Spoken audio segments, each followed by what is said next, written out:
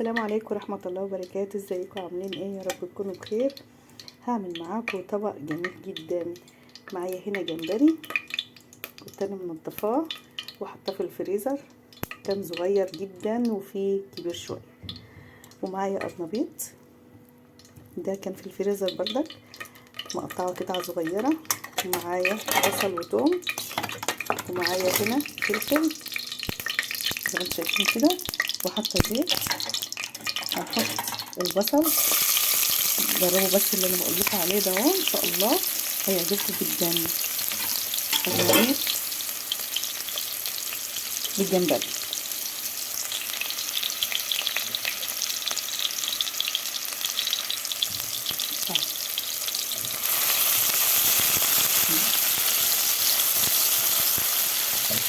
ومعايا بقى الطماطم، عامله طماطم زي ما انتم شايفين كده، ده عاملاها من المبشره يا جماعه، جميله جدا، تبقى طويله كده وحلوه اهو. معاكم واحده واحده. بسم الله.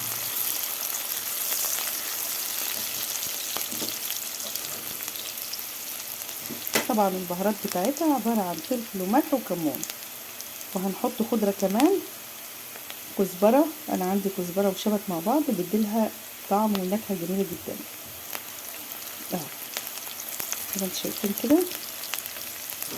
نحط الفلفل،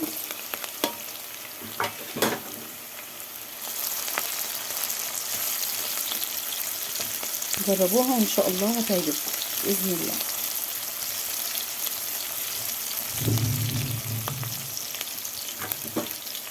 وهنحط القرنبيط كله مع بعض كده، بنديله تلويحه كده حلوه مع بعضه اهو.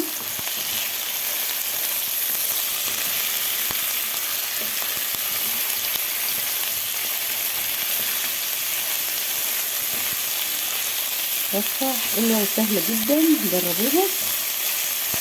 بصراحه انا عملتها لقيت طعمها شهي جميل جدا، فيها قيمه غذائيه يعني عاليه. طبعا عارفين القرنبيط والجوزة بتاعه جميل ان شاء الله. الجمبري، فلفل، بس تلويحه بسيطه خالص. القرنبيط ده عندي بقاله فتره عندي في الفريزر زي ما انتم شايفين، فاديله اسلقه واقوم عيناه مخزناه في الفريزر. بتبقى موجوده بتطلعها بتبقى جاهزه. احط بقى الجمبري،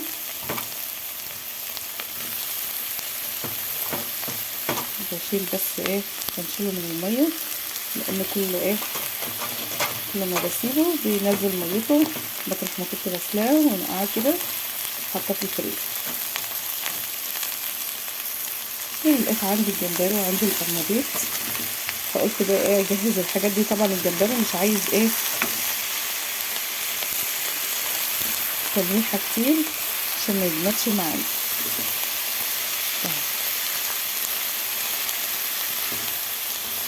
هنحط له بقى الفلفل والكمون والملح.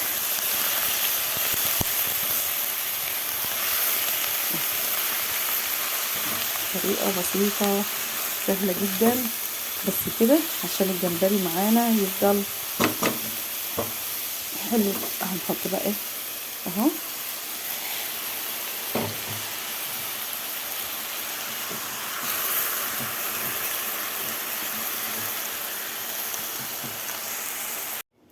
انا خلصت الجمال ده بصراحة، ولا هتدوقوا زي الجمال ده بصراحة. عسل عسل عسل والله العظيم. القرنبيط مع اللهم صل على النبي مع الجمبري في منتهى الجمال.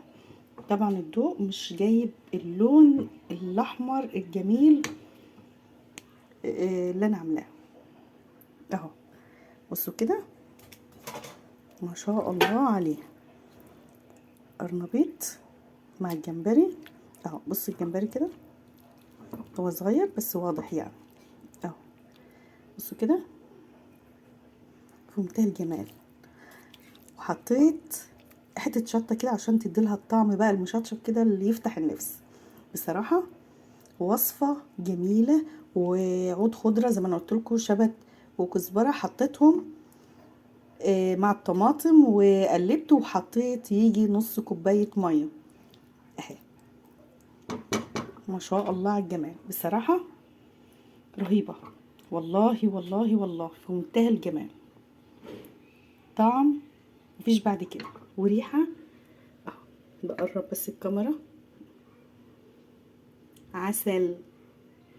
جربوها وما تنسوش تقولوا لي ايه رأيكم. السلام عليكم.